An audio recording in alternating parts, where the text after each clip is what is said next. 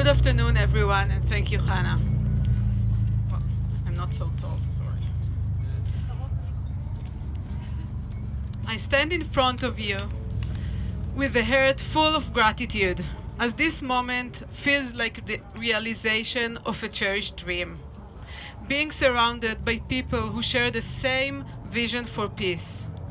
It is reassuring to know that we're all committed to working tirelessly together, fueled by the belief that things can be different, and that equality and peace are not just aspiration, but can become a reality.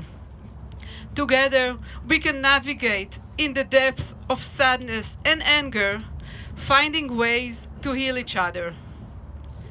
My name is Esti Shohat Rozenfeld. I grew up in Kibbutz Kerem Shalom in the Otef region, and on October 7, I lost close friends. Some were murdered, some kidnapped, and some are still dealing with mental and physical wounds.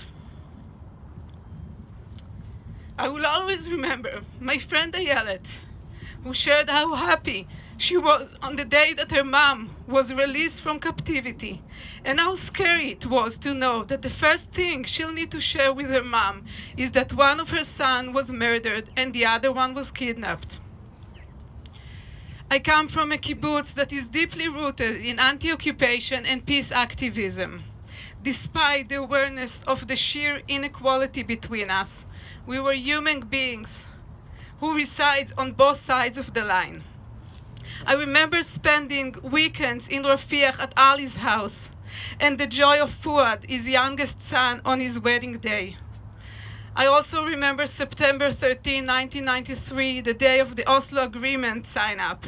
I vividly remember my father's tearful and hopeful phone call with Ali expressing a shared relief.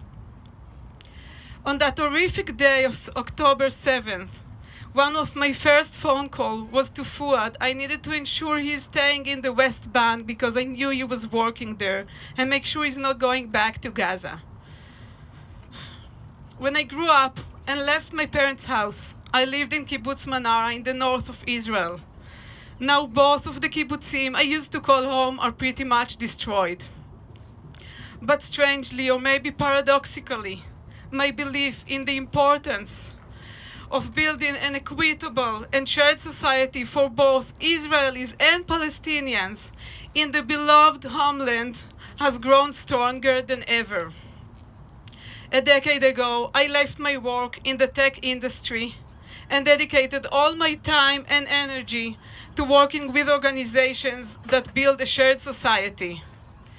I started at Hand in Hand as a mother and community member, and then joined as a staff member, overseeing the Jewish Arab bilingual schools network in Israel. Our goal is to establish an equal school system challenging the segregation practices of the Israeli Ministry of Education. Some call it resilience. I call it resistance.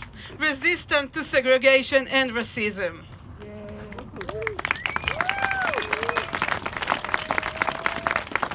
Currently, I work with the Regional Council of the Unrecognized Bedouin Villages in the Negev.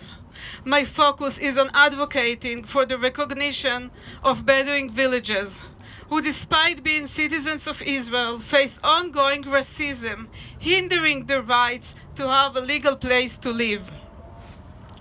To me, taking part in joint projects and activism is to practice partnership. It is a bumpy road, but it includes recognizing that living together with equal rights, understanding each other, and sharing experiences can reduce fear and violence. One thing I know, when the unknown becomes familiar, hatred diminishes.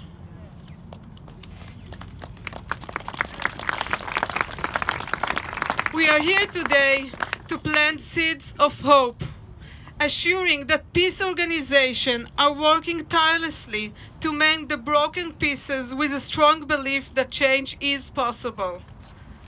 I urge everyone here to work hard to make this dream a reality. I ask each of you to look around, go out of your comfort zone, and think, how can we ask the leaders of the world to start a diplomatic peace negotiation?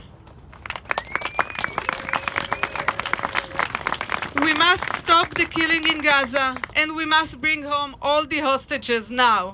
Thank you.